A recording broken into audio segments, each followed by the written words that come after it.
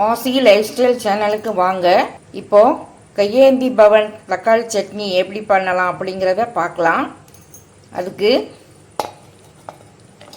ஒரு பல்லாரி வெங்காயம் சேர்த்துருக்கேன், 5 பல் பூண்டு போட்டிருக்கேன், வரமிளகா ஒரு 5 சேர்த்துருக்கேன், கலருக்காக காஷ்மீரி வத்தல் 5 சேர்த்துருக்கேன். இது கலர் மட்டும்தான் இருக்கும், உரப்பெல்லாம் இருக்காது.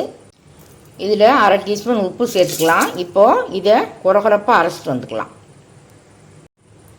இப்போ மிக்சியில் இதை வெங்காயம் அதெல்லாம் குறகுறப்பாக அரைச்சிட்டு வந்திருக்கேன். இப்போ இதில் தக்காளி சேர்த்துக்கலாம்.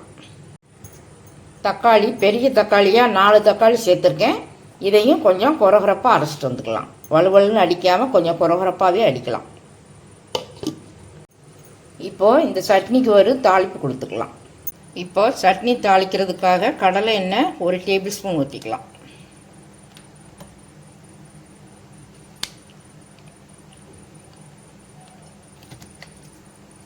கடுகு உளுந்தம்பருப்பு போட்டுக்கலாம். கடுகு வெடிக்கவும் கருவேப்பிலை சேர்த்துக்கலாம். கொஞ்சமாக 1/4 டீஸ்பூன் போல் காயப்பொடி சேர்த்துக்கலாம்.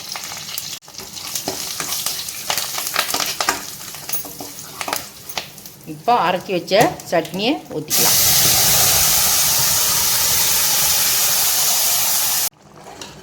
சட்னிக்கு இப்போது வதக்காமல் நம்ம பச்சையாக தான் அரைச்சிருக்கோம்.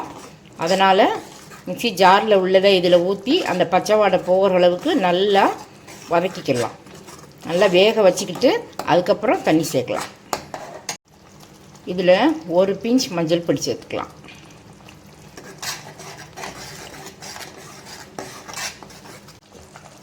ஒரு நிமிஷம் மூடி போட்டு வேக வச்சுக்கலாம். இப்போது 1 நிமிஷம் ஆயிடுச்சு, திறந்து பார்க்கலாம். இப்போ இந்த மிக்ஸி ஜாரை கழுவி இதில் தண்ணி சேர்த்துக்கலாம்.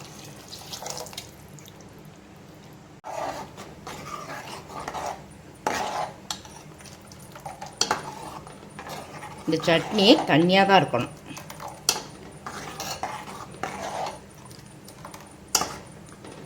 இது 1 நிமிஷம் நல்லா கொதி பிடிச்சி வேகட்டும். வெந்த பிறகு பார்க்கலாம். இப்போ இந்த சட்னிக்கு 1 கரண்டி இட்லி மாவு கலந்துக்கலாம். இந்த இட்லி மாவு கலக்கிறதுனால டேஸ்ட்டும் அதிகமாக இருக்கும். சட்னியும் கொஞ்சம் நல்லா குழுகுழுப்பாக வந்துக்கிறோம். தண்ணி மாதிரி இல்லாமல் நல்லா பைண்டிங் ஆகிக்கிறோம். இதில் கொஞ்சம் தண்ணி ஊற்றிக்கலாம். இப்போ தேவையான அளவு.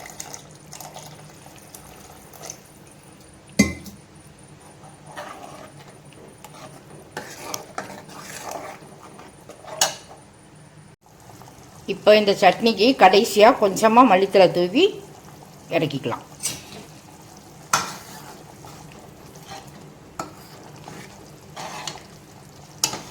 தக்காளி சட்னி பெர்ஃபெக்டாக ரெடி ஆயிடுச்சு. இப்போது ஸ்டவ் ஆஃப் பண்ணிக்கலாம்.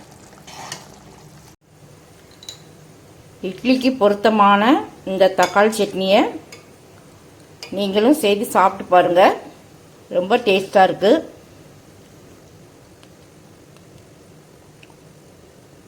இந்த தக்காளி சட்னியை நீங்களும் செய்து சாப்பிட்டு பாருங்கள். சப்ஸ்கிரைப் பண்ணுங்கள், பெல் பட்டன் ஆன் பண்ணுங்கள், பிடிச்சிருந்தால் லைக் பண்ணுங்கள்.